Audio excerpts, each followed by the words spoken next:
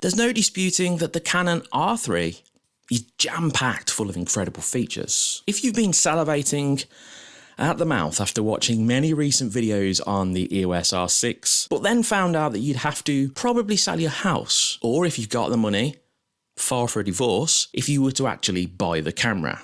Also, the Canon R3, if you don't know the price, is almost £6,000. I've made this video today to give you a different perspective or a different angle on the Canon R3, and hopefully you'll go away from this video feeling pretty good. But before we get started though, please hit that subscribe button and help Ben's Guide grow on the YouTubes.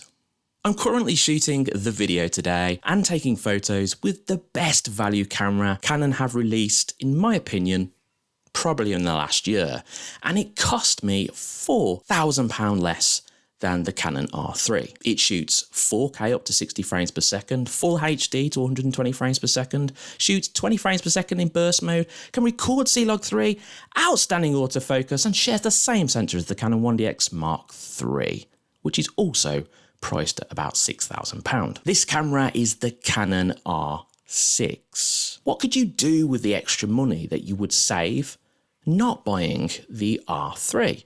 Well, you could buy another Canon EOS R6. That's two of them, and an RF 24 to 70mm f2.8.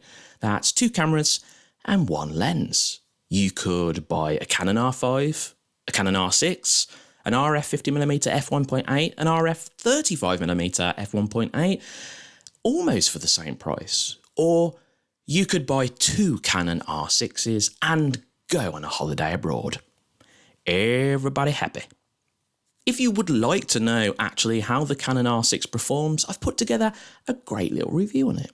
Go check that out by clicking the box round about here somewhere if that tickles your fancy. While I was watching lots of promotional videos for the Canon R3, it also got me to asking myself, how many of those features on the R3 that I currently don't have on the Canon R6 would I actually use? So the eye autofocus control looks like a super cool feature. You can change between the eye autofocus point between subjects just by looking at them. There's no doubt that this is really, really cool, but I could switch between my subjects with my joystick on the R6. I could select the eye of the other subject, and it's not as cool, but it effectively and essentially does the same thing. 4K at 120 frames per second. Everybody loves buttery smooth slow motion, just ask Peter McKinnon. 4K resolution is great at 120 frames per second, but I find myself using 60 frames per second most of the time anyway. That's because it's too slow, 120 frames per second, to shoot all of your B-roll footage at. This, of course, is person dependent, so you may actually like to shoot at 120 frames per second, and this might be a bigger deal for you. 30 frames per second. The Canon R3 has an electronic burst mode of 30 frames per second. Whew. Lightning fast. The R6 and R5 shoot at 20 frames per second electronic. Now, I nearly always shoot at 12 frames per second anyway. Why, you may ask? Well, it's because it's nearly always quick enough for just about everything I want to shoot, and there's so many photos to delete when you're shooting at 20 frames per second. It's very annoying and time consuming. So 30 frames per second, ooh, that's going to be a lot of photos. Subject tracking. Currently the R6 and R5 track people and animals. It's brilliant. The R3 has taken this a step further, and now it tracks vehicles. This is one feature I personally am very interested in on the Canon R3, but not for £4,000. And I do think that this could be very well some kind of, I don't know, firmware future update for the R6 and the R5. 6K RAW at 60 frames per second. Another great feature, but one I'm not bothered by. The R6 shoots at 4K downsampled from 5.1K, and it looks gorgeous. Will 6K look better? Probably. Will you be able to notice it looking better? Doubtful. There is really no doubt that the Canon R3 is a truly stunning camera.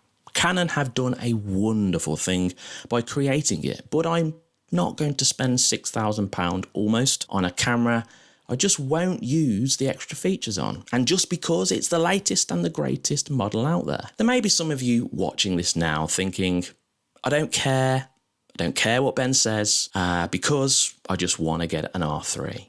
And that's really good news because otherwise there wouldn't be a market for the R3 and Canon wouldn't be creating it. Also, they wouldn't be innovating and at the moment wouldn't be probably the best camera company out there. Don't throw the stones, Sony users. So I want to know, are you going to buy the R3? Let me know in the comments below. Hit the like button and subscribe if you haven't yet. I'd love to have you join our community here at the Ben's Guides. Check out any other camera videos that you might want on the channel or the ones showing around about here. And whatever you do for the rest of the day, guys, make sure you have a good one and I'll see you in the next video.